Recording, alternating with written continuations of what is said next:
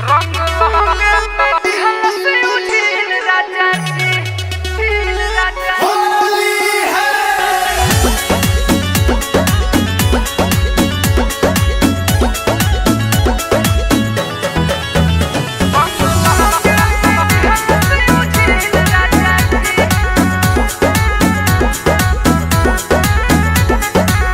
तिरिया चरित्र ओकर जानहु ना पहिनी, ओकरे बोलैला पके बाड़ी खोले गईनी।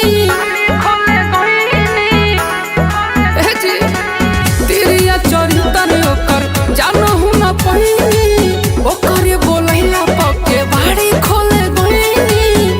कईनी कतनो बहाना कैलस गिल राजा जी, देवरा होलिये में मांगत रहे दिल राजा जी, रंग लहंगे में दिहन से उझिल राजा जी। साफ रहुए वाला मिलत रहे फील राजा जी, रंग लहंगे में दिहन से उझिल राजा जी।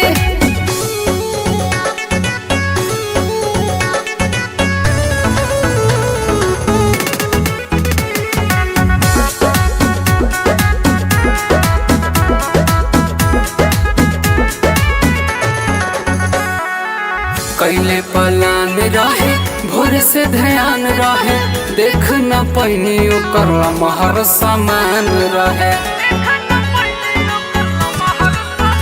मरम बुझे न बड़ हथियार बा, कहे भर होली तोहर से प्यार बा। सोझा जाई तो बुझला जाई लील राजा जी, देवरा होलिये में मांगत रहे दिल राजा जी, रंग लहंगे में दिहन से उझिल राजा जी। साफ रहुए वाला मिलत रहे फील राजा जी, रंग लहंगे में दिहन से उझिल राजा जी।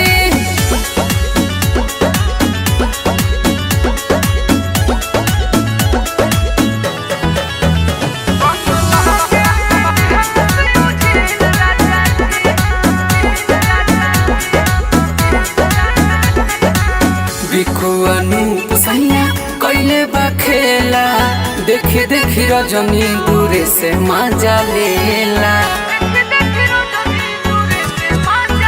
हमर गलिया